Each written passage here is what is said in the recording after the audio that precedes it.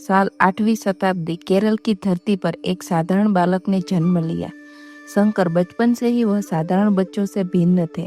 खेलकूद से अधिक उन्हें वेद उपनिषद सुनना, नदी किनारे बैठकर ध्यान लगाना और माता से आत्मा परमात्मा के प्रश्न पूछना प्रिय था। पिता का जल्दी निधन हो गया, जिसे घर का भार अकेली माता ने आर्या बल्बने पर आ गया। परंतु माँ ने भी देखा कि यह बालक दिव्य है, उसमें असाधारण बुद्धि और गहरी करुणा है। कहते हैं 5 वर्ष की उम्र में ही शंकर ने गुरु से वेदों का अध्ययन पूरा कर लिया था। 10 वर्ष की उम्र तक आते आते उनकी विद्वता गांव-गांव प्रसिद्ध हो गई, परंतु उनका मन सांसारिक जीवन में नहीं बल्कि संन्यास में रहता था।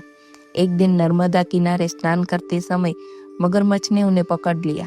शंकर ने अपनी माता से अनुमति मांगी, यदि आप मुझे संन्यास लेने की आज्ञा देगी तो यह मगरमच्छ मुझे छोड़ देगा। माँ ने अनमन में मन से सहमति दी और सचमुच मगरमच्छ ने उन्हें छोड़ दिया। यही उनके सन्यासी जीवन की शुरुआत थी। वे घर छोड़कर पूरे भारत में धर्म यात्रा पर निकल पड़ी। लक्ष्य था भारत को विभाजित मान्यताओं और अंधश्रद्धा से बचाकर अद्वैत वेदांत का संदेश देना। पर शंकराचार्य केवल दार्शनिक नहीं थे, वे करुणा और प्रेम की सजीव मूर्ति थी। उनका हृदय गरीबों और दुखियों के लिए सदैव पिघलता था। यात्रा करते करते एक दिन वे पहुंचे वाराणसी, महादेव की नगरी। यही घटा एक ऐसा प्रसंग जिसने अनेक जीवन की दिशा ही बदल दी और जिसे आज हम कनकधारा स्रोत के रूप में जानते हैं।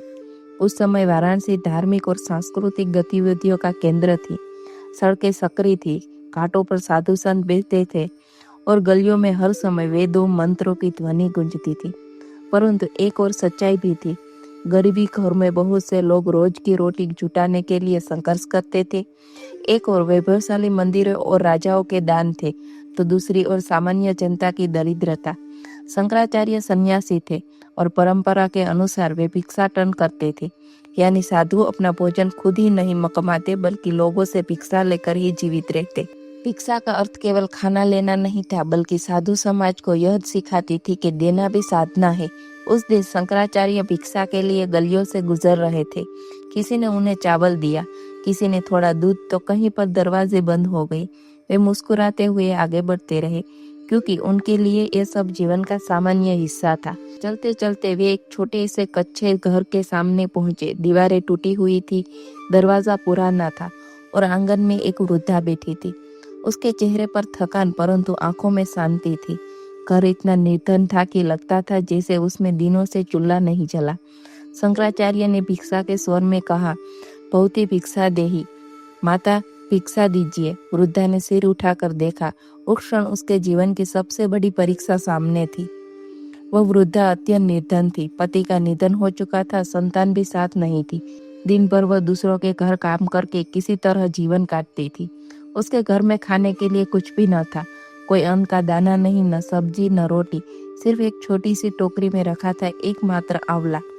वह भी कई दिनों से बचा कर रखा गया था ताकि भूख लगे तो खा सके।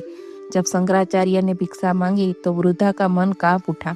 सोचा, मेरे पास तो देने को कुछ नहीं है। ये जो आंवला है यह मेरा अंतिम सहारा है, इसे दूं तो आज रात भूखी रह जाऊंगी। परंतु अगले क्षण उसके भीतर से आवाज आई, देना सबसे बड़ी पूजा है। जब स्वयं भगवान का स्वरूप द्वार पर खड़ा हो तो यह आंवला भी अर्पण कर दो।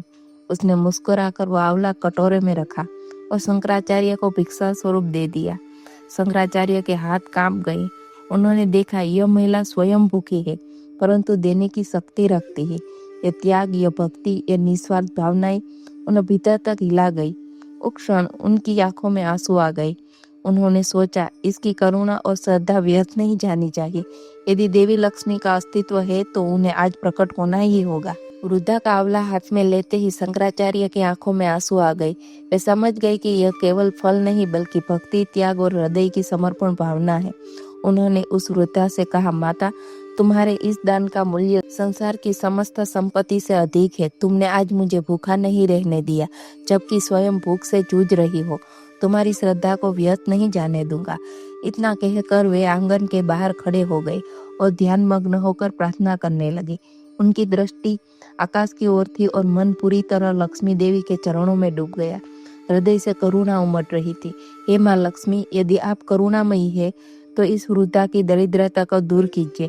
इसने अपने अंतिम अन्न का दान किया है, यह खाली हाथ न लौटे। इसी करुणा और शक्ति से उनके मुख से संस्कृत के मंत्र बहने लगे। यही थे कनक धारा स्रोत। इसका अर्थ है सोने की धारा प्रवाहित करने वाला स्रोत। शंकराचार्य के स्वर में अद्भुत शक्ति थी। उन्होंने स्रोत की प्रत्येक पंक्ति में लक्ष्मी से ही प्रार्थना की, स्वर्ण की धारा की तरह कृपा बरसाओ ताकि यह भक्त भूखी न रहे। लोग कहते हैं कि जब शंकराचार्य यह स्रोत रचे थे तो वातावरण बदल गया, हवा में सुगंध फैल गई, आकाश में उजाला भर गया और एक अद्भुत कंपन पूरी गली मोहल्ले में महसूस हुआ। सभी लोग उस घर की ओर खींच आए। जैसे ही स्रोत पूरा हुआ, वृद्धा के घर में चमत्कार घटा। आंगन में रखी टूटी टोकरी अचानक स्वर्ण फल से भरने लगी। दीवारों से चमकते हुए सोने के सिक्के टपकने लगे। आकाश से मानो कनक धारा सोने की वर्षा बरस रही थी। लोगों ने विस्मय से देखा, वह घर जहाँ कल तक अन्न का दाना न था, आज स्वर्ण से भर गया। वृद्धा स्तंभ रह गई, उसकी आंखों से आंसू बह निकले। उसने हाथ जोड़कर शंकराचार्य को प्रणाम किया। स्वामी, यह सब आपकी करुणा और ईश्वर की कृपा है, परंतु मैं इतना धन क्या करूंगी? मुझे तो केवल भूख मिटानी थी। शंकराचार्य ने मुस्कुराकर कहा, माता, ये लक्ष्मी का आशीर्वाद है, पर याद रखना, धन केवल अपने लिए नहीं, सबके लिए होता है। तुम्हारा जीवन अब दूसरों की भूख मिटाने में लगे। यह सुनकर वृद्धा ने प्रण किया कि वह अपने धन का उपयोग दान और सेवा में करेगी। कहते हैं उस दिन से वह घर पूरा गांव का आश्रय स्थल बन गया। कोई भी भूखा आता तो वृद्धा उसे भोजन कराती।